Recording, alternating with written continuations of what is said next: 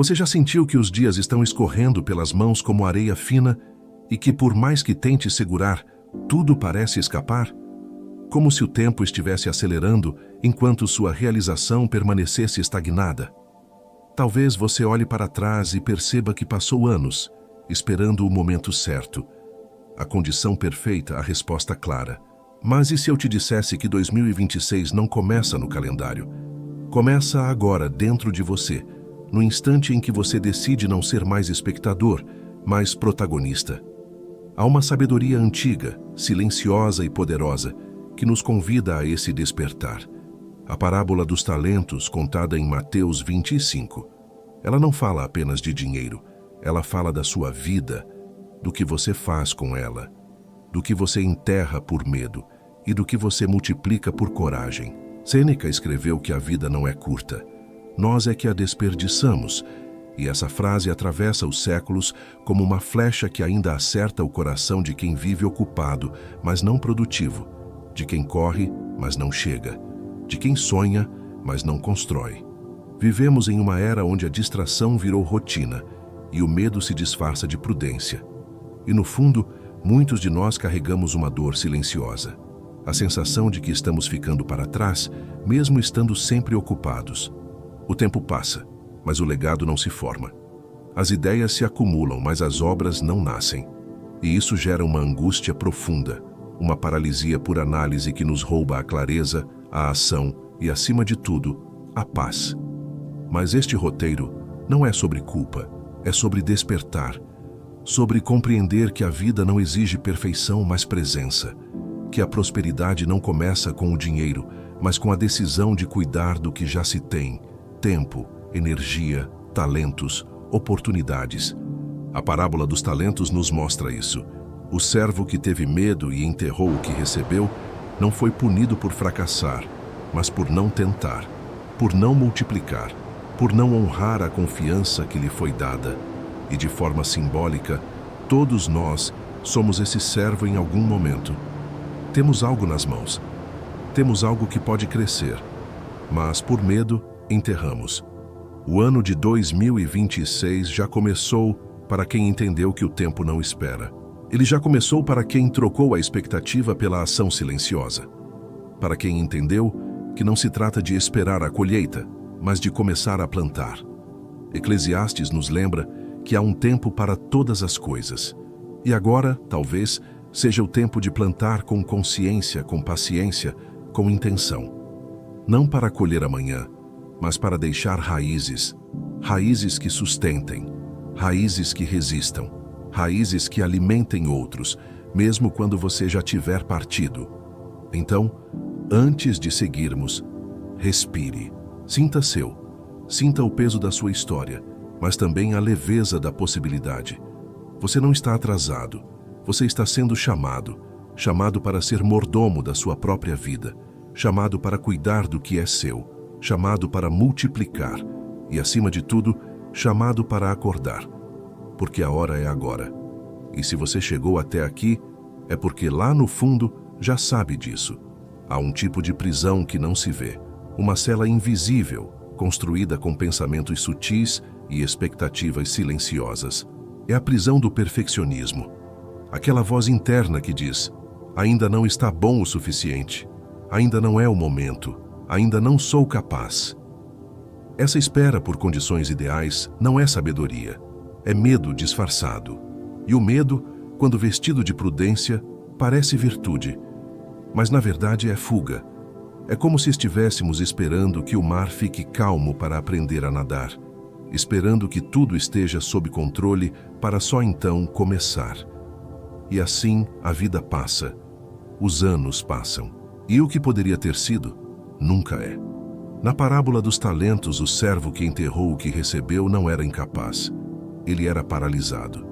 E sua paralisia não vinha da falta de talento, mas da percepção distorcida sobre o mestre. Ele acreditava que o mestre era severo demais, exigente demais, injusto demais. E essa visão o impediu de agir. Assim também somos nós, quando enxergamos o mundo como um juiz cruel, pronto para nos punir ao menor deslize. Quando tememos o olhar do outro, mais do que desejamos a realização da nossa missão. O medo do julgamento é, muitas vezes, o que nos impede de dar o primeiro passo. E esse medo não é vencido com coragem grandiosa, mas com pequenos atos de ação silenciosa. A neurociência nos mostra que o cérebro, em especial o córtex pré-frontal, tenta simular todos os cenários possíveis antes de agir. Ele quer prever, ele quer garantir. Mas essa busca por controle absoluto esgota a energia que seria usada para agir.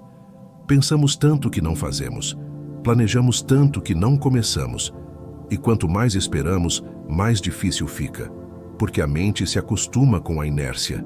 E a inércia, quando se instala, parece descanso, mas é desgaste. Parece proteção, mas é prisão. É por isso que a prosperidade não se constrói com intenções. Ela se constrói com movimento. A riqueza ama a velocidade de quem começa, mesmo sem saber tudo, de quem ajusta no caminho, de quem aprende fazendo. A perfeição é uma ilusão que só atrasa. O que transforma é a ação imperfeita, mas constante. O que muda destinos é a decisão de começar hoje, mesmo sem garantias, porque o tempo não espera por quem pensa demais. Ele favorece quem age com fé, mesmo diante da incerteza. Então, se hoje você sente que está travado, esperando o momento ideal, eu te convido a observar. Será que não é o medo que está falando mais alto?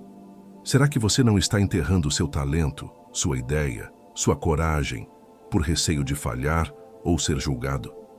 Lembre-se, o julgamento sempre virá, mas o arrependimento de não ter tentado é mais pesado do que qualquer crítica. E a liberdade começa quando você age, não para ser aplaudido, mas para ser fiel ao que foi chamado a fazer. Porque o mundo não precisa de perfeição, ele precisa de verdade, e a sua verdade só aparece quando você se move. Existe uma ordem silenciosa no universo que, quando respeitada, abre caminhos, e quando ignorada, fecha portas. Essa ordem não começa com o acúmulo, mas com o discernimento.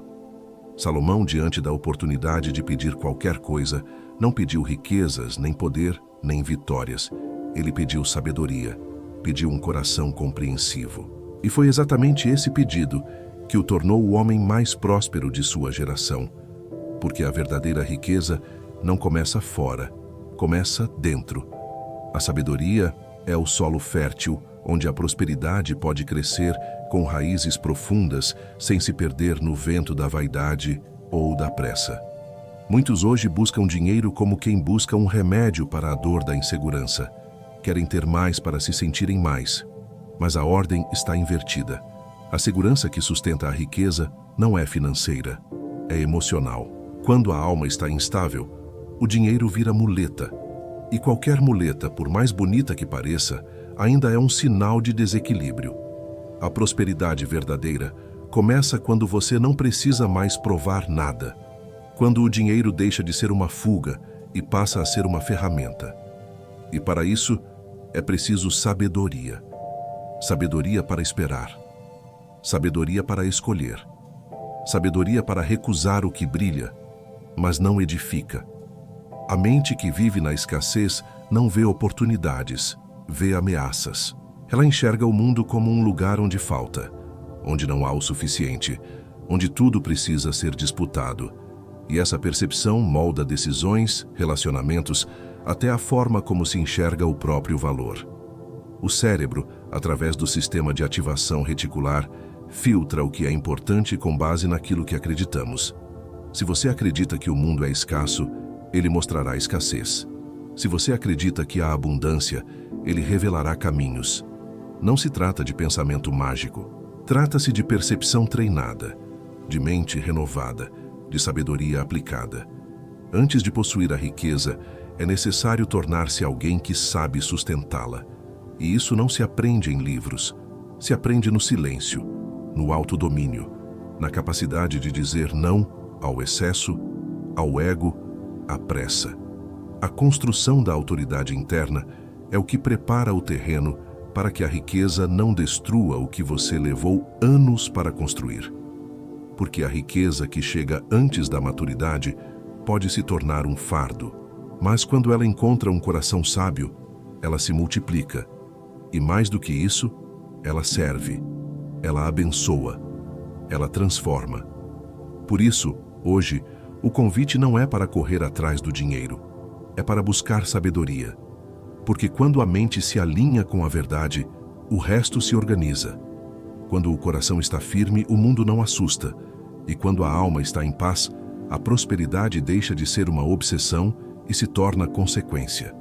Salomão nos ensinou isso sem gritar. Ele apenas pediu o que poucos têm coragem de pedir: um coração que compreende. E esse pedido mudou tudo. Talvez agora seja a sua vez. Há uma força silenciosa que separa os que constroem dos que apenas desejam. Essa força não é visível, mas molda destinos. Ela se chama disciplina. E ao contrário do que muitos pensam, disciplina não é rigidez, é liberdade. Liberdade de não ser refém dos impulsos. Liberdade de fazer o que precisa ser feito, mesmo quando o corpo pede conforto. E essa força não nasce da vontade, mas da compreensão. Compreensão de que o prazer imediato é barato, mas a paz profunda é cara. A dopamina do consumo é rápida, intensa, mas passageira. Já a serotonina da construção é lenta, sutil, mas duradoura. Uma vida de verdade se constrói com escolhas que no início parecem custar, mas no fim libertam. Imagine uma criança diante de um doce.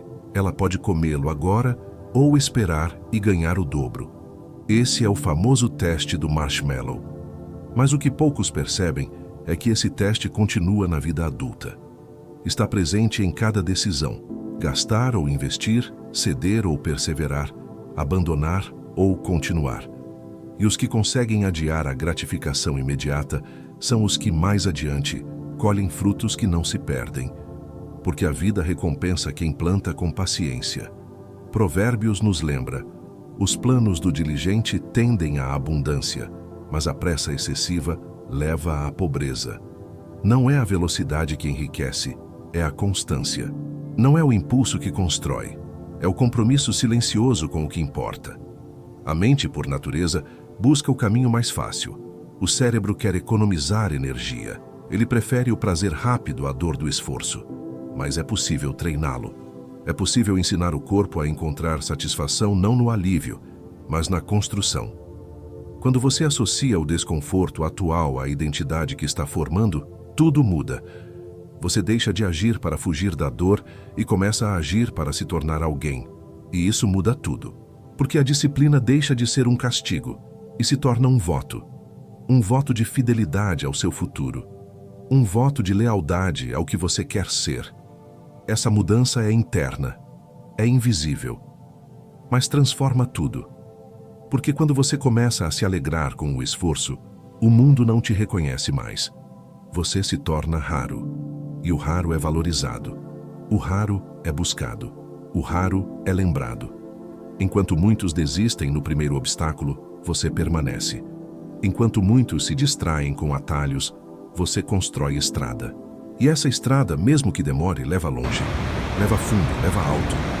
Porque a vida não é sobre o quanto você corre, é sobre o quanto você aguenta permanecer, mesmo quando ninguém está olhando.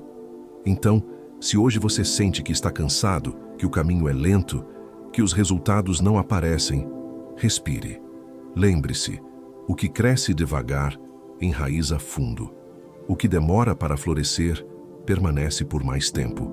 A disciplina é a semente invisível que, no tempo certo, transforma sua paisagem inteira. Não desista por ainda não ver.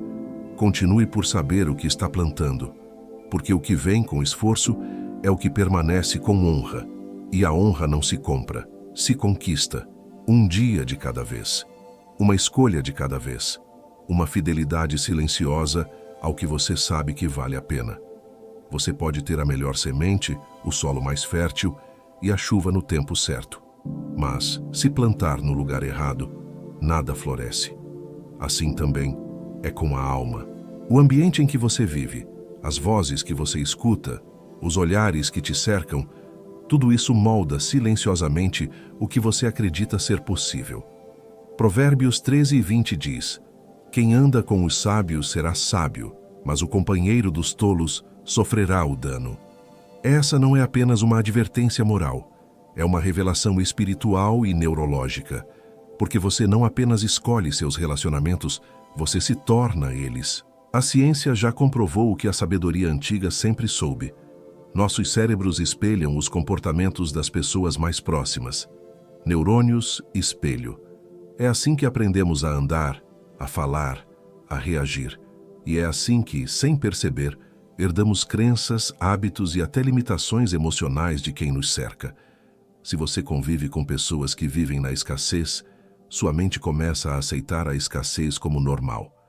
Se você convive com quem reclama, você começa a reclamar.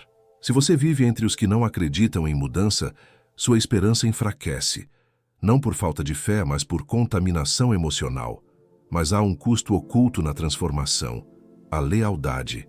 Lealdade a círculos que já não sustentam mais quem você está se tornando. Lealdade a amizades que foram abrigo em tempos difíceis, mas que agora são âncoras. E romper com isso dói, porque parece ingratidão, parece orgulho, mas na verdade é maturidade. É entender que alguns vínculos foram pontes, não destinos, e que manter-se em ambientes que te diminuem por medo de parecer desleal é o mesmo que trair a si mesmo. A lealdade mais sagrada é a que você deve à sua própria alma. Por isso, às vezes, é necessário caminhar só, não por orgulho, mas por higiene espiritual, por clareza, por sobrevivência emocional. O isolamento estratégico não é abandono, é preparação. É nesse silêncio que você se ouve de verdade, que você limpa os ruídos, que você reconfigura sua frequência. Porque antes de atrair novas conexões, você precisa se tornar alguém novo. E isso exige distância, exige silêncio, exige coragem. A coragem de não ser compreendido agora, para ser respeitado depois. Você não precisa cortar todos os laços, mas precisa escolher quais deles ainda sustentam sua verdade. O ambiente certo não é aquele que te aplaude, é aquele que te desafia a crescer, que te chama para cima, que te confronta com amor, que te lembra, mesmo em silêncio, de quem você pode se tornar. E quando você começa a escolher com quem anda, você começa a mudar para onde vai. Porque o destino de uma alma é moldado, dia após dia, pelas vozes que ela permite entrar. E talvez agora seja a hora de escolher, com firmeza e compaixão, quais vozes continuarão caminhando ao seu lado. Poucos percebem o quanto as emoções interferem diretamente na vida financeira. Mas a verdade é que a instabilidade emocional é uma das maiores causas de decisões ruins. Não apenas no dinheiro, mas na carreira, nos relacionamentos, nos caminhos que escolhemos. Quando a alma está agitada, o bolso sofre. Quando o coração está ansioso, a mente perde clareza. E quando a mente perde clareza, o destino se desvia. A ansiedade e a euforia são como tempestades internas que impedem a visão. Elas fazem com que você compre o que não precisa, aceite o que não merece e abandone o que deveria construir. A Bíblia chama isso de domínio próprio. Um fruto do Espírito. Um tipo de força que não grita, mas sustenta. Gálatas 5, 23. O domínio próprio é a capacidade de manter a paz mesmo quando tudo à volta está em guerra. É o poder de não reagir ao impulso, de não ceder ao medo, de não correr atrás do que brilha, mas de permanecer com o que edifica. Essa temperança é mais valiosa do que qualquer técnica financeira. Porque quem governa suas emoções, governa seus recursos. E quem governa seus recursos, constrói um futuro estável, mesmo em tempos instáveis. A neurociência explica que, em momentos de medo ou ganância, a amígdala cerebral assume o controle. Ela sequestra a lógica. E nesse estado você não pensa, você reage. Compra por impulso, vende por pânico, desiste por ansiedade. E cada uma dessas decisões tem um custo emocional, um custo financeiro, um custo de tempo. Por isso, treinar a mente para permanecer estável é mais do que um hábito, é uma proteção. Uma blindagem contra os altos e baixos do mundo exterior. Porque o caos sempre virá, mas ele não precisa entrar. Pessoas e oportunidades de alto valor são atraídas por quem transmite firmeza. Não firmeza agressiva, mas presença. Aquela sensação de que, mesmo quando tudo parece desmoronar, você permanece inteiro. Essa estabilidade é magnética. Ela inspira confiança. Ela constrói autoridade. E mais do que isso, ela permite que você enxergue com clareza o que outros só veem com pressa. Quando a alma está em paz, as decisões são mais precisas, os movimentos são mais conscientes e o crescimento é mais sustentável. Por isso, antes de buscar fórmulas para enriquecer, busque silêncio interior.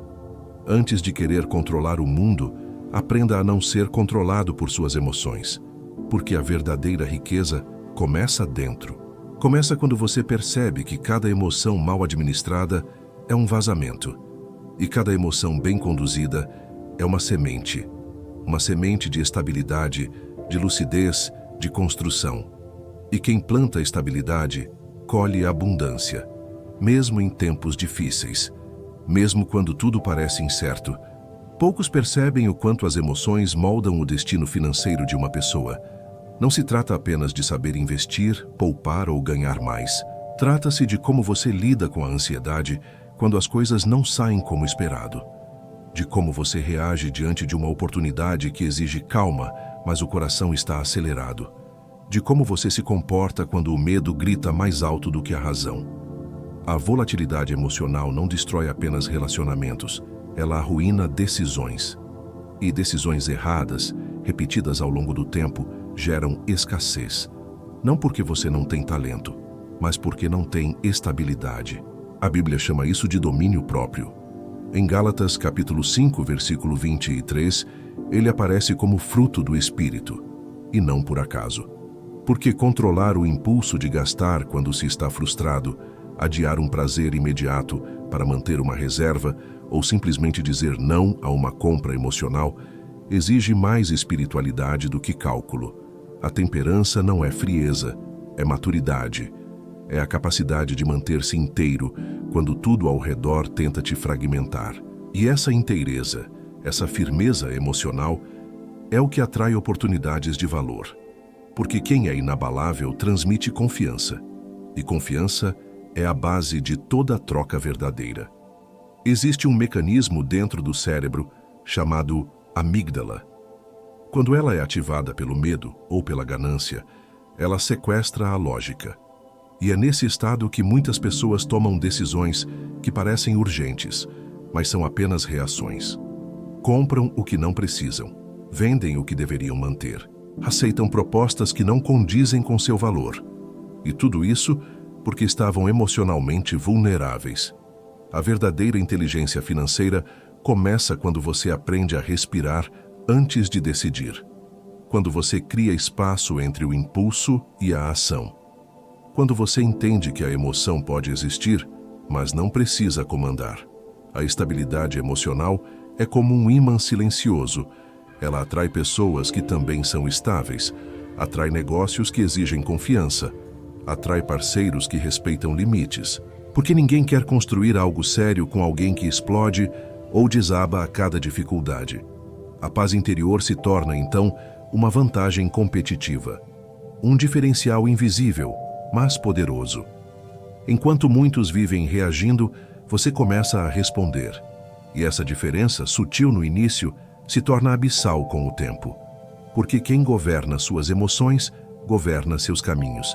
E quem governa seus caminhos, constrói seu próprio destino. Portanto, não despreze o silêncio. Não subestime o poder de uma pausa. Não ache que sentir é fraqueza, mas também não aceite ser guiado por sentimentos instáveis. O domínio próprio é um tesouro. E como todo tesouro, exige busca, exige prática, exige intenção. Mas quando ele é cultivado, transforma sua vida inteira.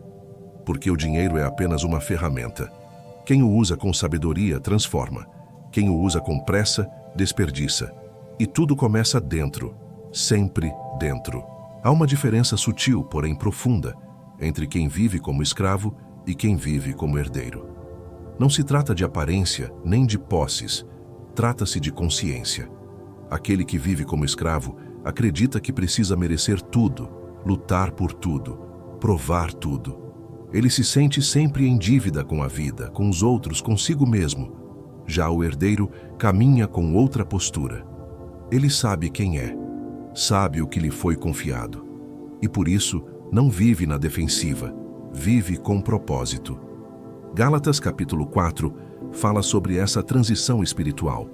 Deixar de viver como menor sob tutela e assumir a maturidade de quem entende que foi chamado para governar, não para se esconder.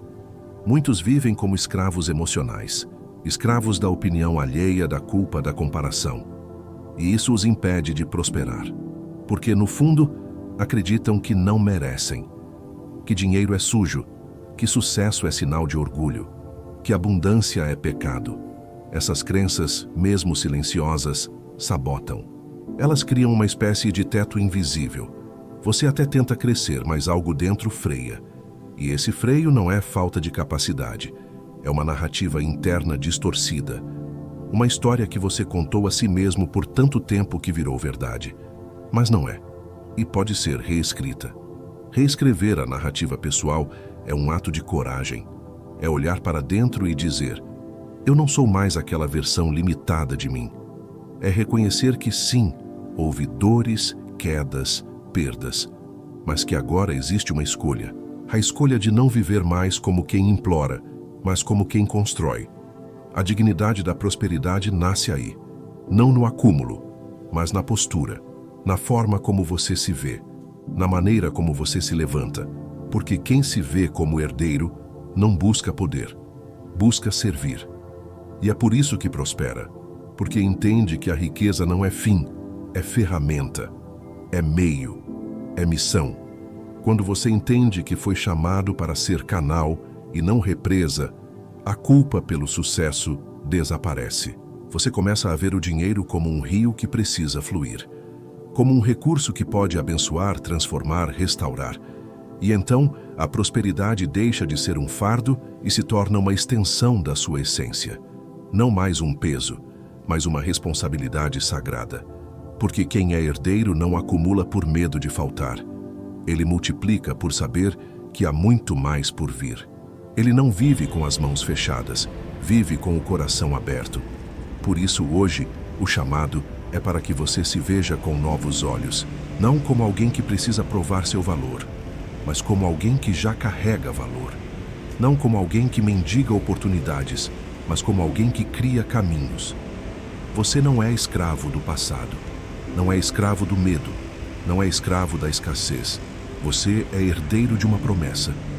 E herdeiros não vivem com medo, vivem com propósito, vivem com direção, vivem com honra.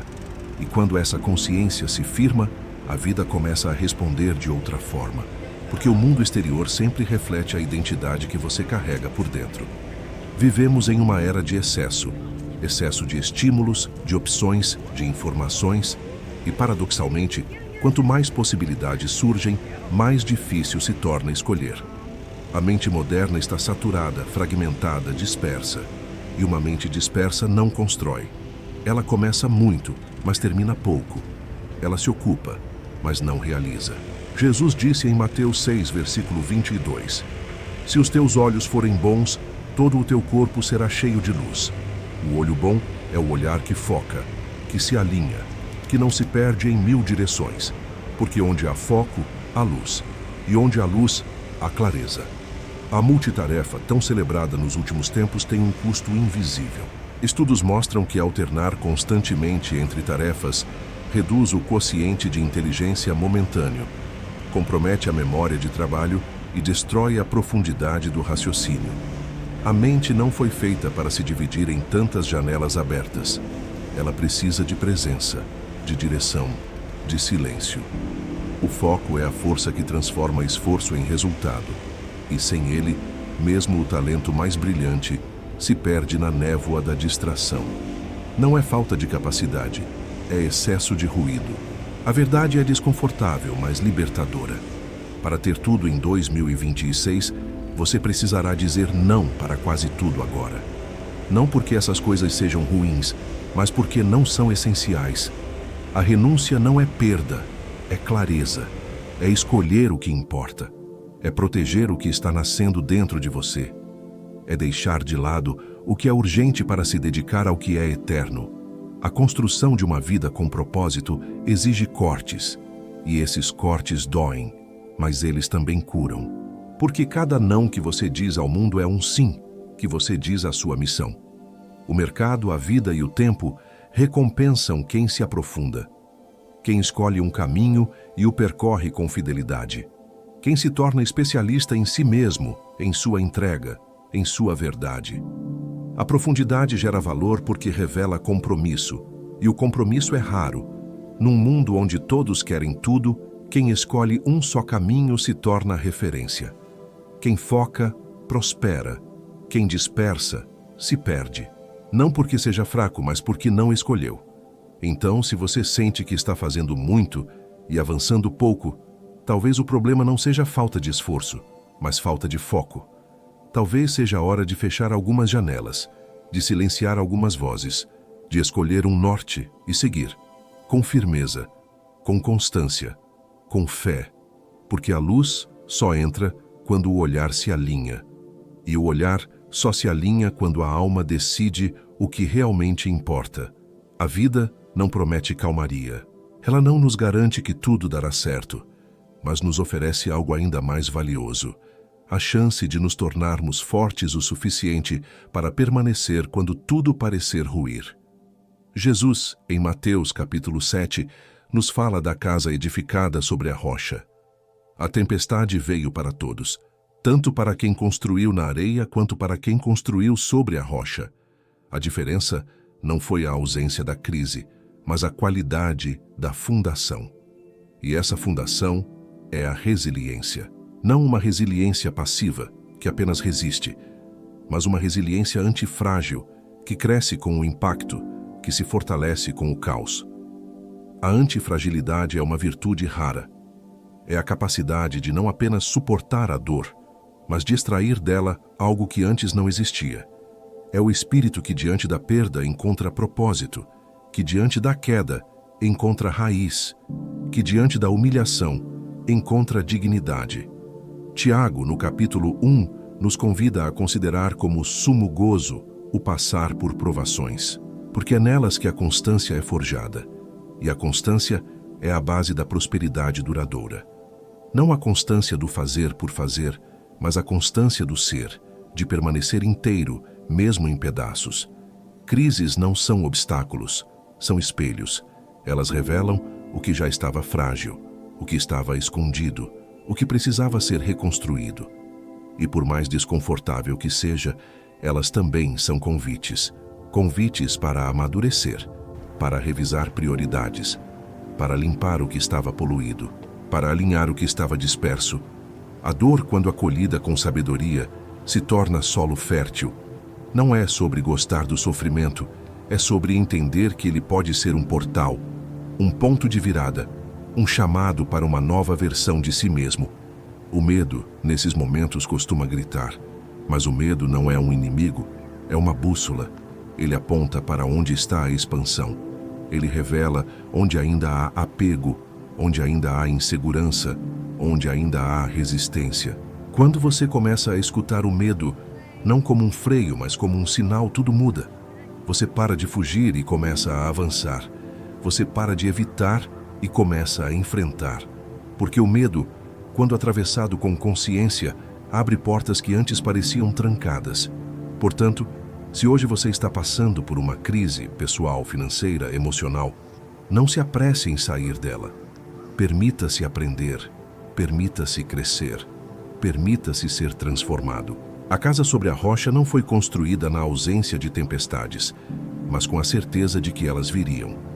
E é essa certeza que constrói sabedoria, que constrói maturidade, que constrói uma vida que não apenas resiste, mas floresce, mesmo em meio ao deserto. Existe uma chave invisível que abre portas que o esforço sozinho não consegue. Essa chave se chama generosidade. Não a generosidade que espera aplausos, mas a que flui em silêncio, como um rio que não precisa provar que traz vida. Gálatas capítulo 6, versículo 7, nos lembra: Tudo o que o homem semear, isso também colherá. O dinheiro, a energia, o tempo, tudo que você entrega com intenção e coração puro se torna semente. E toda semente, quando lançada com fé, carrega dentro de si a promessa de multiplicação. A abundância começa quando você para de reter por medo e começa a liberar por confiança. Há quem pense que doar é perder. Mas o que se perde, de fato, é o que se guarda com apego. O que se doa, se transforma. Estudos mostram que o ato de doar reduz o estresse, aumenta a sensação de propósito e fortalece a autoestima. Mas a sabedoria vai além da ciência. Provérbios capítulo 11, versículo 24 afirma: há quem dê generosamente e vê aumentar suas riquezas. Outros retêm o que deveriam dar e caem na pobreza. A retenção baseada no medo gera estagnação. A generosidade baseada na fé gera fluxo. E o fluxo é o segredo da vida próspera. O dinheiro precisa circular. Assim como a água parada apodrece, o dinheiro que não se move adoece a alma. Ele se torna peso, ansiedade, prisão. Mas quando você entende que é apenas um canal e não o fim da linha, tudo muda. Você não se apega, mas também não despreza. Você administra com zelo, mas também com leveza. E essa leveza atrai mais, porque o universo, a vida, Deus, todos respondem ao coração que sabe confiar, que sabe repartir, que sabe que dar não é perda, é pacto com a abundância. A generosidade não se mede pelo valor doado, mas pela intenção. Há quem dê muito e não toque nada. E há quem dê pouco, mas transforme tudo, porque a energia por trás do gesto é o que move o invisível. E o invisível é onde a verdadeira prosperidade começa. Quando você doa com alegria, com verdade, com gratidão, você está dizendo ao mundo: eu confio, eu não vivo pela escassez, eu vivo pela fé. E essa fé, silenciosa e firme, constrói caminhos que o medo jamais ousaria trilhar. Por isso hoje olhe para o que você tem. Não com olhos de escassez, mas com olhos de propósito. Pergunte-se: o que posso fazer fluir? O que posso compartilhar? Não espere ter muito para começar. Comece com o que já está em suas mãos, porque a abundância não é o que você acumula, é o que você libera. E quem libera com sabedoria, colhe com honra. A pressa pode até dar a sensação de movimento, mas é a visão que define a direção. E sem direção, qualquer esforço se torna desperdício. A verdadeira prosperidade não se mede pelo que você conquista agora, mas pelo que você constrói para além de si. O homem que planta tamareiras sabe disso. Ele planta uma árvore cuja sombra talvez nunca desfrute, mas que servirá às próximas gerações. Esse é o espírito de quem vive com propósito. Não busca apenas resultados imediatos, mas deixa raízes. Raízes que sustentam, raízes que permanecem. Provérbios capítulo 13, versículo 22 afirma: o homem de bem deixa herança aos filhos de seus filhos. Essa herança não é apenas material, é mental, emocional, espiritual. É o legado de uma vida que soube pensar além do agora, que soube recusar atalhos em nome da profundidade, que preferiu construir devagar, mas com base sólida. O mundo está cheio de conquistas rápidas que não duram, mas o que é construído com visão permanece. E essa permanência começa com uma decisão: viver por algo maior do que o próprio conforto. O ser humano é a única criatura capaz de simular o futuro. Nosso córtex pré-frontal nos permite imaginar cenários, projetar caminhos, planejar com antecedência. Mas muitos usam essa capacidade para alimentar a ansiedade, não a sabedoria. Vivem presos ao medo do que pode dar errado, ao invés de usar essa visão para construir o que pode dar certo. A verdadeira visão de longo prazo não ignora o presente, ela o honra. Cada decisão de hoje se torna um tijolo no edifício de amanhã. E quanto mais consciente for essa construção, mais seguro será o legado. Mas para isso, é preciso matar algo dentro de si, o ego imediato, a parte que quer tudo agora, que não suporta esperar, que desiste diante do primeiro obstáculo, o ego que busca reconhecimento, aplauso, validação. Ele precisa morrer para que o construtor possa nascer, porque construir exige sacrifício. Exige dizer não ao prazer momentâneo em nome de um propósito eterno. E esse sacrifício, longe de ser dor, é honra. É a marca de quem sabe que está escrevendo uma história que continuará mesmo depois que sua voz se calar. Por isso, hoje pare por um instante. Olhe para a sua vida como quem olha de cima. Pergunte-se: o que estou deixando para além de mim? O que estou plantando que continuará frutificando mesmo quando eu não estiver mais aqui? Porque a riqueza verdadeira não é o que você acumula, é o que você perpetua. E perpetuar exige visão, exige paciência, exige fé. Fé de que cada ato de hoje, por menor que pareça, pode se tornar sombra, fruto e abrigo para alguém no futuro. E isso sim é prosperar. Existe um peso invisível que muitos carregam e que os impede de avançar. É o peso do passado, das escolhas erradas, das oportunidades perdidas, dos fracassos que se tornaram cicatrizes na alma. Mas a vida não foi feita para ser vivida olhando para trás. Filipenses capítulo 3, versículo 13, nos convida a um ato de libertação, esquecendo-me das coisas que atrás ficam e avançando para as que estão diante de mim. Essa não é uma amnésia forçada, mas uma decisão consciente. A decisão de não permitir que o que foi determine o que será. Muitos se prendem ao passado por um viés cognitivo perigoso. O custo irrecuperável. É a teimosia de insistir em um caminho falido, em um relacionamento tóxico, em um projeto sem futuro, apenas porque já se investiu tempo, energia e emoção. A mente argumenta: não posso desistir agora depois de tudo que já dediquei. Mas essa lógica é uma armadilha, porque o que já foi, já foi. E insistir no erro por apego ao que se perdeu é perder ainda mais.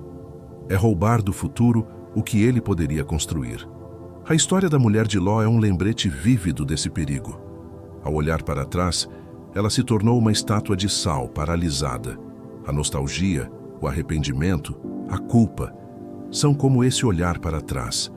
Eles nos transformam em monumentos de dor, incapazes de nos mover. O passado é um professor, não um carcereiro. Ele deve nos ensinar, não nos prender. E a verdadeira liberdade começa quando você entende que não precisa carregar o peso de ontem para construir o amanhã. A prosperidade de 2026 exige um novo odre para o vinho novo, uma nova mentalidade para as novas oportunidades. Não se pode colocar a abundância que está por vir em uma estrutura mental velha, rígida, cheia de crenças limitantes. É preciso esvaziar, é preciso limpar, é preciso renovar. E essa renovação começa com a coragem de romper, de deixar ir o que já não serve, de perdoar a si mesmo e aos outros, de entender que o fim de um ciclo não é uma derrota, mas a preparação para um novo começo. Por isso, hoje, olhe para o que você ainda carrega, para o que te prende, para o que te impede de avançar. E com gentileza, mas com firmeza, comece a soltar. Não é fácil, não é rápido, mas é libertador. Porque o futuro não se constrói com as ruínas do passado, mas com as sementes do presente. E a semente mais poderosa é a decisão de que o que passou, passou, e que o que virá será novo. E você está pronto para isso. Em um mundo que grita por atenção, o silêncio se torna uma virtude poderosa.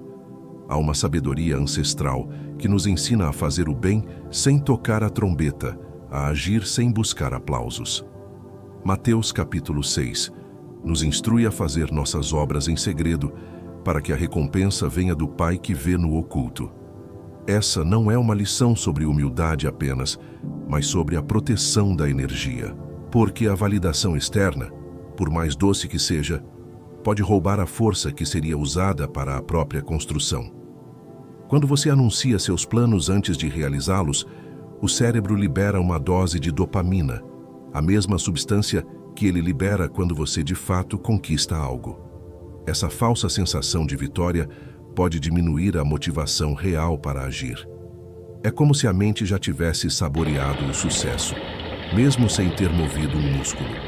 Por isso, o segredo não é sobre esconder, mas sobre proteger. Proteger a sua energia, a sua intenção, o seu foco, da dissipação que a busca por reconhecimento imediato pode causar. Neemias, ao reconstruir os muros de Jerusalém, agiu com essa sabedoria. Ele trabalhou com uma mão na obra e outra na espada, sem dar ouvidos aos críticos e zombadores como Sambalate e Tobias. Ele sabia que o tempo de falar era depois, o tempo de mostrar era depois, o tempo de defender era depois. Primeiro, era o tempo de fazer, de construir, de perseverar em silêncio, sem se deixar abalar pelas vozes externas que tentavam desviar sua atenção ou minar sua confiança. O mistério, a ação silenciosa, gera uma autoridade que o barulho jamais alcança, porque os resultados falam por si. Eles têm uma eloquência que nenhuma palavra pode igualar. Quando você aparece com a obra pronta, com o objetivo alcançado, não há espaço para dúvidas ou críticas. A verdade se impõe, e essa verdade é construída, tijolo por tijolo, no silêncio da execução. Não é sobre ser arrogante ou isolado, é sobre ser estratégico. É sobre entender que o poder está na ação, não na intenção declarada. Por isso, se você tem um plano, um sonho, uma meta para 2026, guarde-o com zelo. Não o exponha a todas as energias. Não o dilua em conversas desnecessárias. Permita que ele cresça no seu jardim secreto, regado pela sua dedicação e protegido pelo seu silêncio. Porque o que é construído no oculto manifesta-se com poder no visível. E essa é a verdadeira magia da execução silenciosa. Ela transforma intenções em realidades, sem precisar de aplausos para começar. Em um mundo que glorifica a exaustão, o descanso se tornou um ato revolucionário. Mas não qualquer descanso. O descanso estratégico. Aquele que não é apenas a ausência de trabalho, mas a presença de renovação. O princípio do Shabat, instituído na sabedoria divina, não era uma pausa para o ócio, mas um tempo sagrado para realinhar o propósito, para santificar a mente e o corpo, porque a vida não é uma corrida incessante, é um ritmo, e quem não respeita o ritmo, quebra.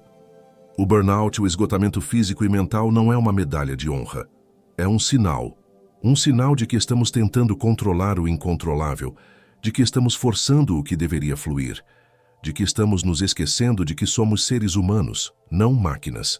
A falha em descansar não é apenas uma falha de planejamento, é uma falha espiritual.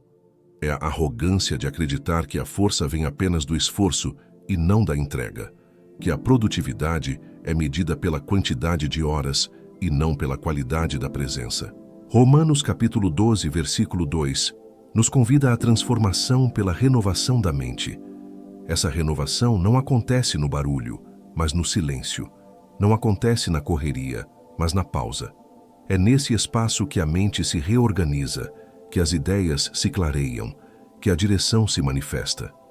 Sair do modo de sobrevivência automático para o modo de criação consciente exige um tempo de quietude. Um tempo para desconectar do ruído digital, das demandas externas, das vozes alheias, e ouvir a voz interior. O silêncio fértil é onde nascem as grandes ideias, as soluções inesperadas, a clareza sobre os próximos passos para 2026. É onde a alma se reconecta com sua fonte. É onde o corpo se restaura. É onde a mente se expande. Não é um luxo. É uma necessidade. Uma necessidade para quem quer construir algo duradouro, algo significativo, algo que transcenda o tempo. Porque a árvore que não descansa não dá frutos, e a alma que não se renova não prospera. Por isso, hoje, não veja o descanso como uma interrupção, mas como uma parte essencial do processo. Não se sinta culpado por pausar. Sinta-se responsável por se restaurar, porque a verdadeira força não está em nunca parar, mas em saber quando parar para recarregar. E essa sabedoria, quando aplicada, transforma não apenas seus dias, mas sua vida inteira. Porque quem sabe descansar, sabe construir. E quem sabe construir, sabe prosperar. Chegamos ao fim desta jornada, mas o verdadeiro começo é agora. Epicteto, o sábio estoico, nos lembra que não somos responsáveis pelo que acontece no mundo, mas somos soberanos sobre como reagimos e agimos diante das oportunidades. A riqueza para ele era um indiferente preferível, algo bom de ter, mas que não define o valor de um ser humano. O bem supremo, a verdadeira riqueza, é o caráter, é a integridade, é a forma como você se porta diante da vida, com suas dores e suas glórias. Porque o mundo pode tirar tudo de você, menos a sua escolha de como reagir.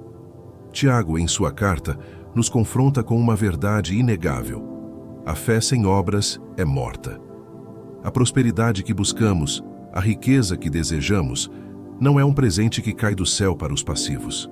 É uma fé que suou, que trabalhou, que serviu. É a manifestação visível de um compromisso invisível. Não basta acreditar que 2026 será um ano de abundância. É preciso agir como se ele já tivesse começado.